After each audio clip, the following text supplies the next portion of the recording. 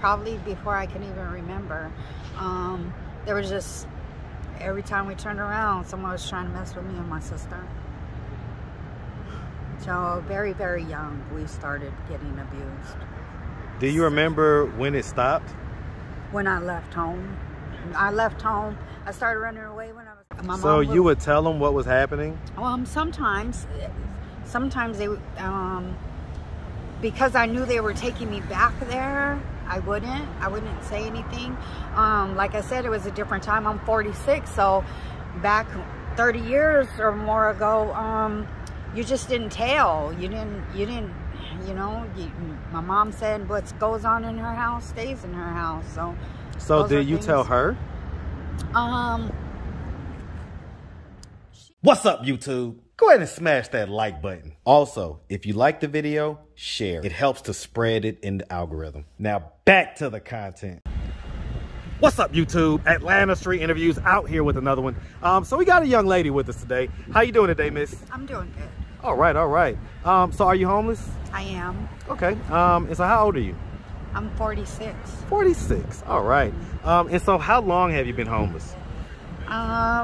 For a lot of years. I've been in and out of the motels, living from day to day, basically. Okay, I mean, so, you know, I mean, what age would you say it was that you went from having like definitely like a roof over your head every night to kind of being unstable? Probably at least 10 years. 10 years? Yeah. So what was it that happened 10 years ago that caused you to become homeless? Well, I'm an addict, and I've been struggling with addiction for about 15 years. What drug? Crack. Okay. And my life had become unmanageable, and so I lost everything. I lost my husband. He died, and my addiction became overwhelming, and it affected every aspect of my life, my job, my home. I just lost everything. Sorry to hear about your husband. How long ago did that happen? 12 years now. 12 years? Yeah. Okay.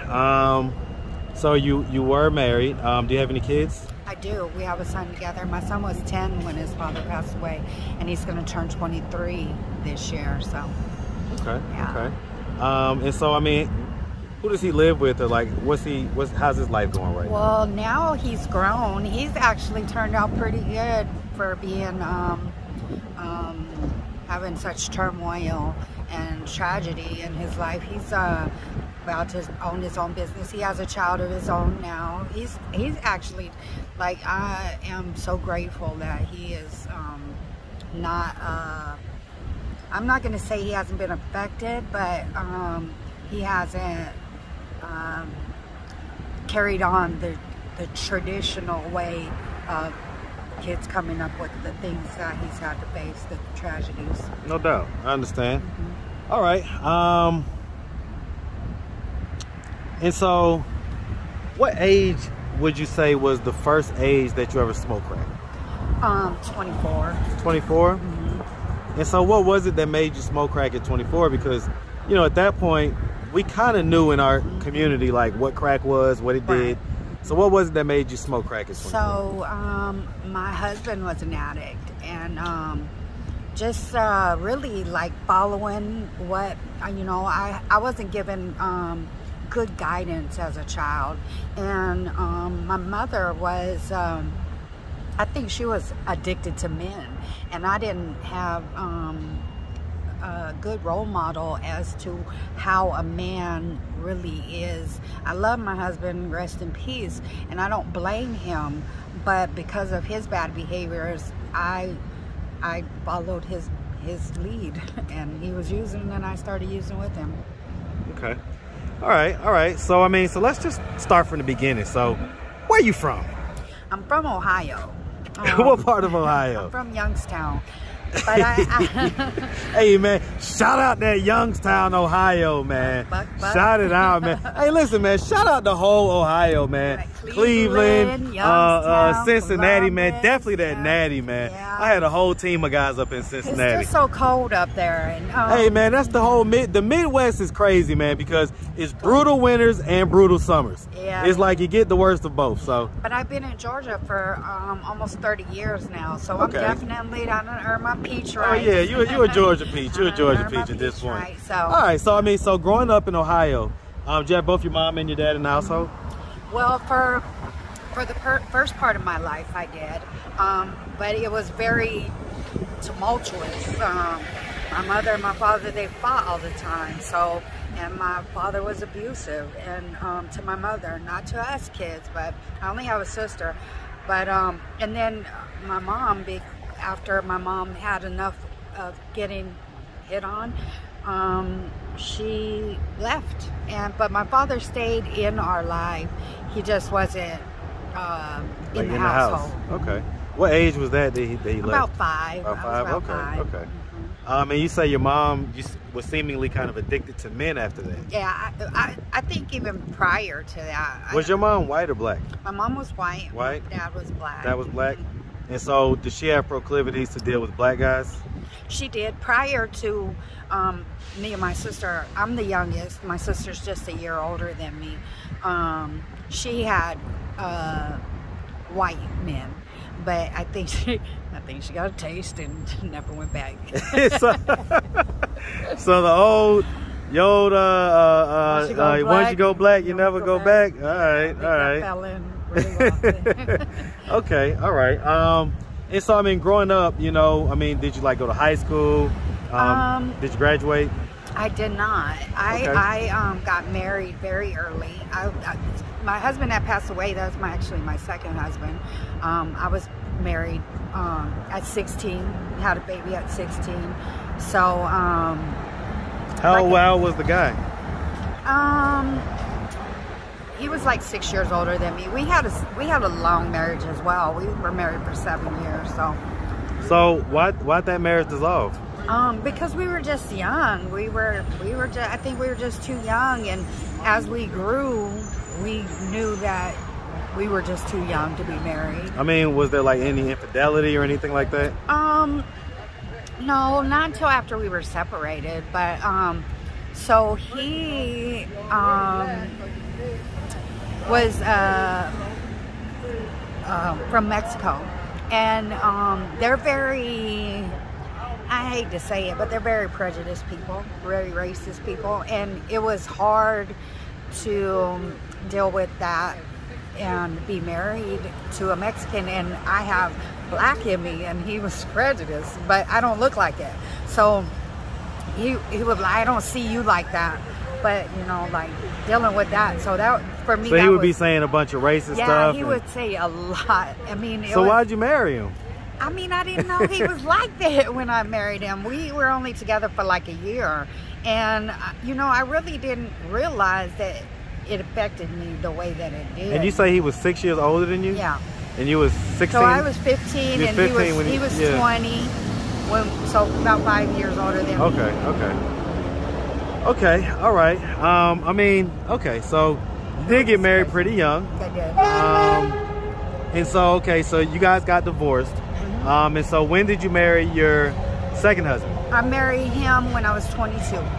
22? So that's like a couple years later. Yeah, it was. So did you already know him prior to? No, I moved here to Georgia, and I met him fairly quickly after that. Why'd you move here to Atlanta?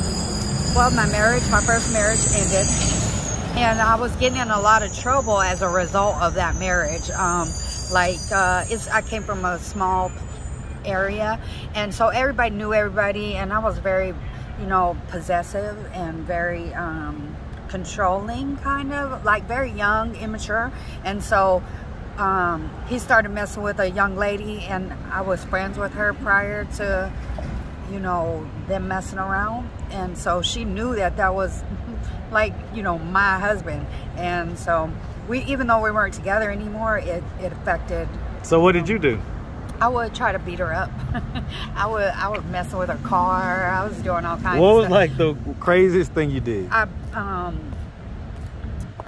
I hit her in the face with a glass at a club, and I got in trouble for it.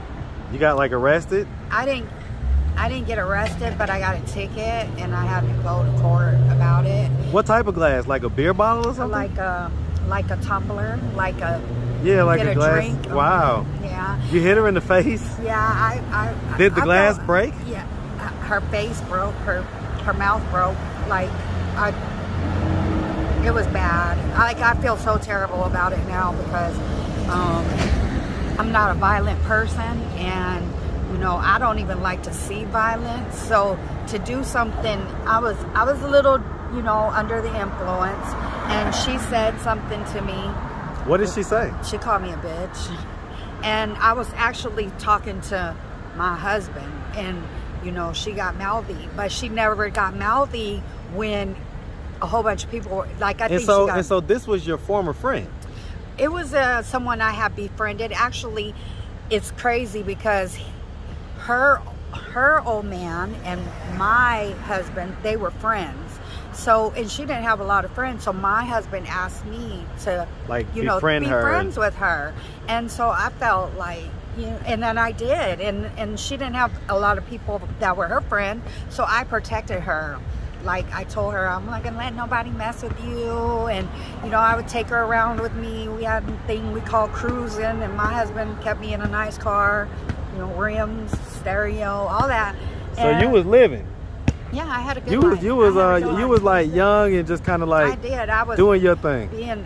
So was he like in the street activity and stuff like that? He wasn't. He had a good job. I mean, we were, like I said, again, we were very young. There wasn't a whole lot of hold on real quick, miss. Hey, boy, you look sorry as hell, boy.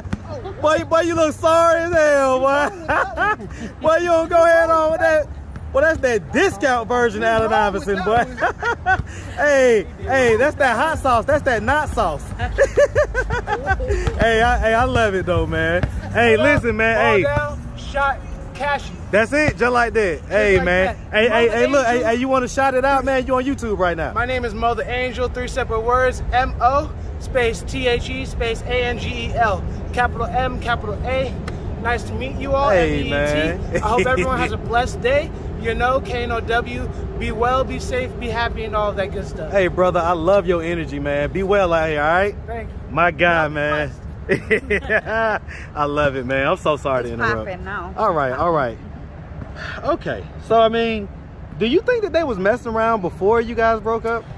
I'd like to think not, but you know, I mean, at this point, it really doesn't matter. Yeah, because it's like so long ago. At this point, you know, like, we were young, and even if he was, you know, like, I can't, you know, I'm in a new space right now. I'm that's the really father of your son, though, right? I have a daughter by him, and my son's father passed away. Okay, so your daughter is older. Yeah, she's okay. older. How's she doing in life? She's as well, doing good. You know, I think both of my kids were emotionally affected by my behaviors and their fathers, but they're well-rounded children now. Did you raise them, or were they raised by other folks? My daughter, up until she was 5, I was a constant. But when I moved here, obviously, you know, I used to live in Wyoming, if you can believe that. So it was a long distance, and so who did she live with at that point? She stayed with her father. He was a great dad to her. There was no drug usage or anything at that point in time. So I was a good mother as far as, you know, being a mother, up until I had to leave. I had to get out of there. I was getting, so, I mean, let me ask you, you know, I'm gonna ask, right? Okay. I mean, so do you feel any guilt about that? I really do. I'm learning to forgive myself now. Like I said, I'm in a different space right now. I'm in recovery. So I'm learning to live life on life's terms and accept you know, the things that I've done in my past that I can't change. I'm learning to forgive myself. I'm just... Well, absolutely. I mean, do you think that is what played into the drug addiction? And because it sounds like it was around the same time. Yeah, it was, you know. I have mental health concerns, issues, and so I think, you know, not being able to deal with some of the things that I was going through led to my addiction, and the guilt and the shame are a direct result. You know, like I have had a hard time coping with things that have went on in my life. I was abused as a child. I left home early. What type of abuse are we talking about? Every type of abuse there is: physical, mental, emotional, sexual. Who did it sexually? My mom's boyfriends. Multiple of them? She had, yeah. What age? Probably before I can even remember. There was just, every time we turned around, someone was trying to mess with me and my sister. So very, very young, we started getting abused. Do you remember when it stopped? When I left home. I left home. I started running away when I was 13. I never went back after my 14th birthday. Back then it was a different time than it is today, where they protect children. They kept taking me back to my mom's. When they would find my mom. So you would tell them what was happening? Sometimes they, because I knew they were taking me back there, I wouldn't say anything. Like I said, it was a different time. I'm 46, so back 30 years or more ago, you just didn't tell. You didn't, you know, my mom said what goes on in her house stays in her house. So did you tell her? She found out, sometimes. Like, I remember she found out because we had welts and stuff on our bottoms, and my sister had blood in her panties. It was really hard, you know. And then my mom passed away when I was 19. And so it's like unresolved. It's like prior to her passing away, though, we got to, because I held a lot of resentments when it came to my mom. But after, you know, I got into my own life and started living an adult life, like I said, very early, I got to go and sit with her. And it wasn't because she was passing away. It was just trying to get some closure and some understanding as to why I couldn't, like, be around her so much. Like, I would try to go back on holidays, and several times, you know, we would fall out, and it would just be, it wouldn't even be something that really had to happen. My mom could look at me a certain way, talk to me. Yeah, it's just, I mean, it's a tinderbox at that point. It's like anything. It's just a minefield. Anything can set it off. So many things would just bring back all these old emotions and dig up old feelings, and I would be real rebellious and real. I was. Well, I mean, yeah, that's the typical behavior. It was hard. It was definitely. I mean, and that's literally how it goes. It was definitely hard. Okay, all right. So at this point, what are we doing to try to kind of get ourselves out of this position of, you know, unstable or homelessness, you know? Well, like I said, right now I'm in a program. I do an outpatient program to try to build recovery.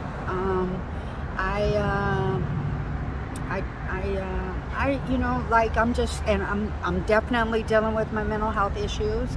I got a psychiatrist now. How long you been in therapy? Me. I've been in recovery in my program for 3 months now. And what about with the psychiatrist? I've been doing that for 2 months now. Okay. So I'm early. Thank you. I'm early on, but I could definitely. I'm on medication now that's helping me. Mm-hmm. I definitely see a difference in my like my being. Like I'm more positive. I got a job. So definitely congrats on that. I've only been working for 2 weeks now, and it's very, very part-time. But hey man, small steps, you know, small steps, one foot in front of the other.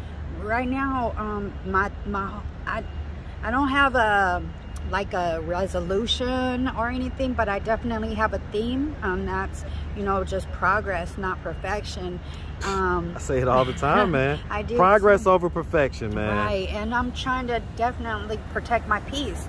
Out here today, everything is so open, and people just don't care what they do anymore. Like, as far as, you know, drugs and stuff. Oh, yeah, it's wide open out here. It definitely is. So I definitely have to protect my sobriety. I have to protect my recovery, stay committed. So what are you doing to do that?